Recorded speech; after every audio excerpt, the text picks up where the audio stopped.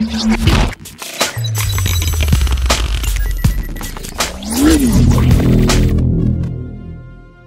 aí, turma, tudo bem? Hoje nós vamos falar sobre Prince of Thorns, de Martin Lawrence, da editora Darkside, a nossa caveirinha favorita, sempre caprichando nas suas obras, nos seus livros. Capa dura, como sempre, contracapa vermelho, e ao passar suas folhas nós temos folhas caprichadas, folhas negras, com páginas amarelas, mapas e algumas frases no passo de cada capítulo. Antes de mais nada, dê o joinha, curta, compartilha, que você ajuda muito na divulgação do canal. Vamos lá. Esse livro, basicamente, ele conta a história de Jorg, de John Craft. Ele era um príncipe, ele sofre uma emboscada. Ele, a mãe dele e o irmão dele, eles caem numa cilada enquanto estavam saindo para ir para um festival. E nessa emboscada, o irmãozinho dele, William, e a mãe, a rainha, é morto. E ele, por sorte, ele é jogado no meio de espinheiras de rosa brava. E os espinhos acabam segurando ele no meio do matagal lá, de não ser morto. E depois que ele vê a família dele sendo morta na frente dele, ele se torna meio obscuro e vai atrás de vingança. O pai dele acaba se casando com uma outra mulher e meio que abandona ele. Então, quando ele sai em busca de vingança, desde muito cedo, e ele não é aquele heróizinho que faz tudo certinho, não. Ele é basicamente um anti-herói. Então ele mata, ele rouba, ele não tá nem aí para poder realizar os feitos dele, alcançar o seu objetivo. Esse mundo, ele é fantasticamente descrito e se passa 1000 anos depois da Guerra dos Mil Sóis. E essa guerra, ela foi basicamente realizada pelos construtores, que aqui cita pouco, e você, ao decorrer do livro, você vai entender quem é.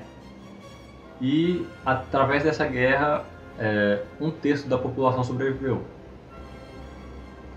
E essas tecnologias desse povo, as suas ciências, tudo se perdeu. E basicamente aqui nós vemos uma mistura da nossa era medieval.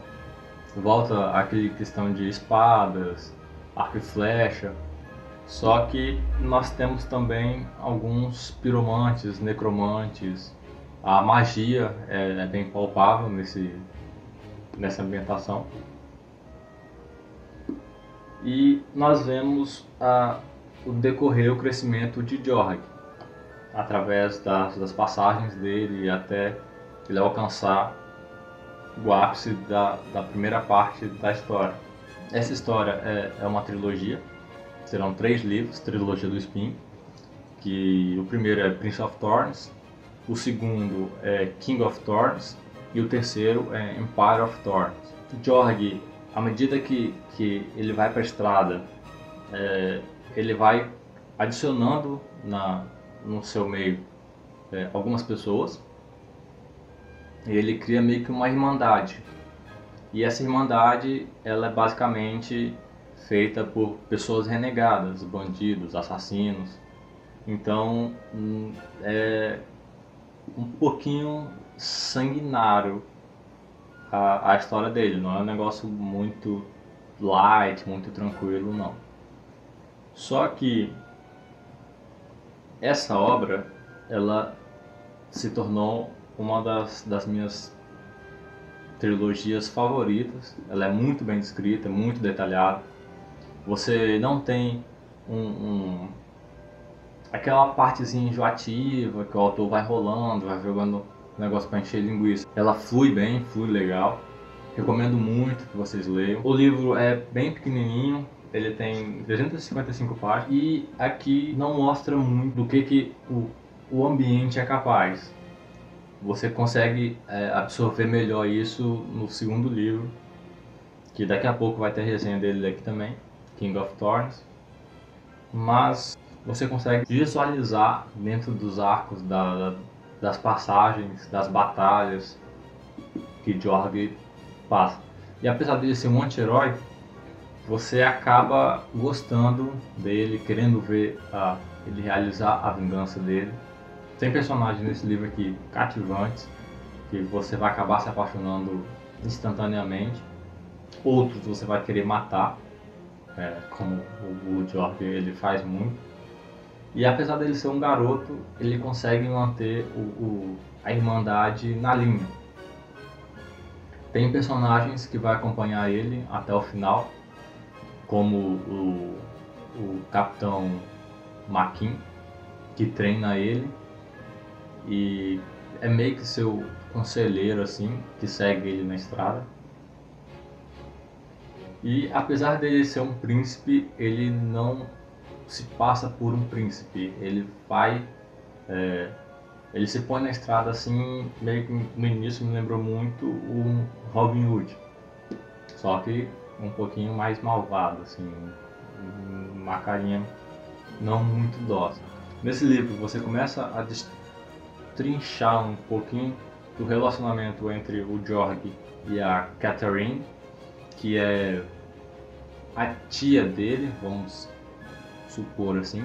Ela na verdade é irmã da atual mulher do rei, do pai de Jorg, e ele não tem raiva dessas pessoas, mas ele busca uma certa ação do pai dele, que deixou a mãe dele ser morta, o irmão dele, e não ligou muito. Então ele tem uma certa aversão ao pai dele. E, consequentemente, essa nova família do rei acaba criando certos conflitos. E eu não posso falar muito para não dar spoiler, mas esses conflitos vão se distendendo e modificando ao decorrer do primeiro livro, e meio que consegue se resolver no segundo livro. Aqui tem vilões meio mirabolantes. Recomendo muito que vocês leiam a trilogia do Espinho. Deixe aí seu comentário, o que você achou do livro, se você já leu, se você quer ler. Dá aquele like, compartilhe, fala pros amigos. Falou!